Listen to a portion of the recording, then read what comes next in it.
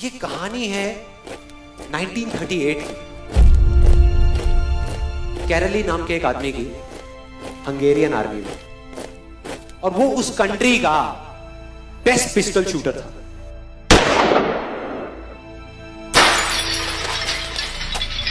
जितनी भी national championships हुई थी उस कंट्री में, उसको वो जीत चुका था।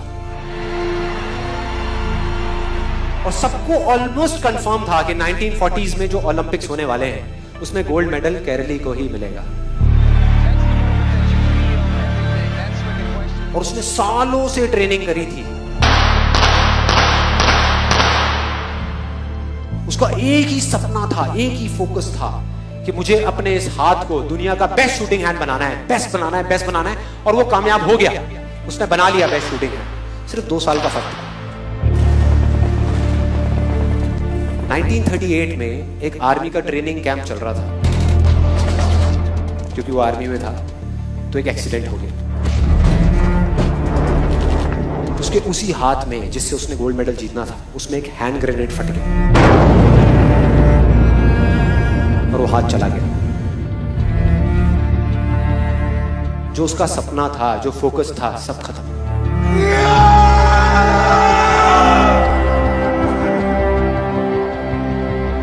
उसके पास 2 रास्ते थे। एक तो ये कि वो बाकी की पूरी जिंदगी रोता रहे और कहीं जा करके छुप जाए, या अपना जो गोल था जिस पे उसने फोकस किया हुआ था उसको पकड़ करके रखे। तो उसने फोकस किया उस पे नहीं जो चला गया था, जो उसके पास नहीं था। उसने फोकस किया उस पे जो उसके पास था।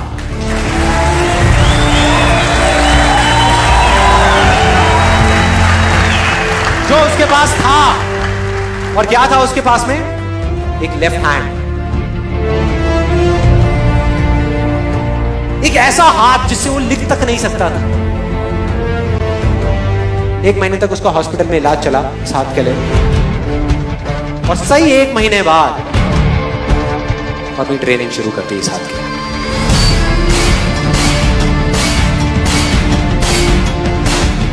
ट्रेनिंग के 1 साल बाद, मतलब कि 1939 में वो वापस आया।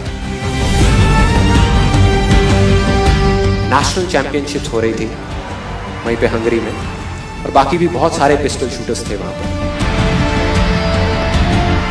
उन्होंने जा करके उसको कांग्रेचुलेट किया।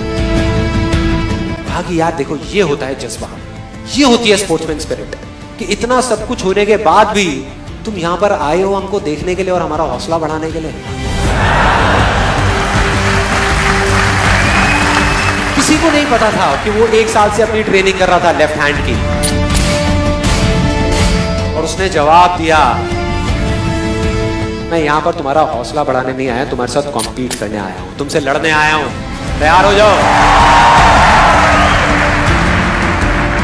और कंपटीशन हुआ। बाकी सब वहां पर जितने भी लोग थे वो कॉम्पीट कर रहे थे अपने बेस्ट हैंड से। ये कॉम्पीट कर रहा था अपने ओनली हैंड से। ओनली हैंड से। कौन जीता? The man with the only hand, Kairali जीत गया। लेकिन वो यहां नहीं रुका। उसका गोल क्लियर था कि मुझे इस हाथ को इस कंट्री का नहीं, इस पूरी दुनिया का बेस्ट शूटिंग हैंड बनाना है। उसने अपना सारा फोकस उठा करके डाला 1940 पे, जब ओलंपिक्स होने वाले थे। लेकिन 1940s के ओलंपिक्स कैंसिल हो गए वर्ल्ड वॉर की वजह से। –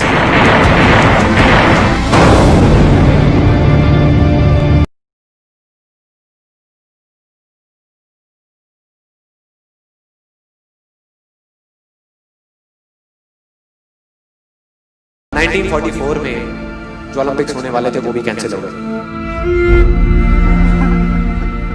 वर्ल्ड वॉर की वजह से। फिर से कैंसिल।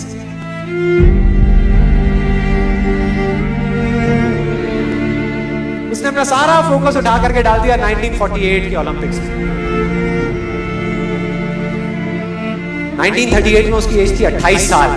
1948 में उसकी एज हो चुकी थी 38 इयर्स। और जो यंगर जो प्लेयर्स आते हैं निकल करके, उनसे कॉम्पीट करना मुश्किल होता चला जाता है। लेकिन मुश्किल नाम का ये वर्ड था ही नहीं उसकी डिक्शनरी में। वो गया,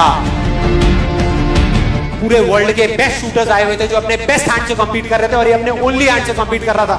और कौन जीता? The man with the only hand.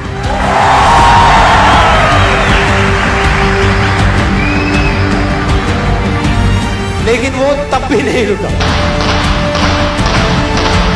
1952 Olympics, दोबारा कॉम्पीट किया उसने, और इस बार गोल्ड मेडल कौन जीता? गैरल ली। 4 साल बाद दोबारा से, और पूरी की पूरी हिस्ट्री को बदल करके रख दिया ओलंपिक्स। इस पर्टिकुलर कंपटीशन में उससे पहले किसी भी एथलीट ने लगातार 2 गोल्ड मेडल्स नहीं जीते।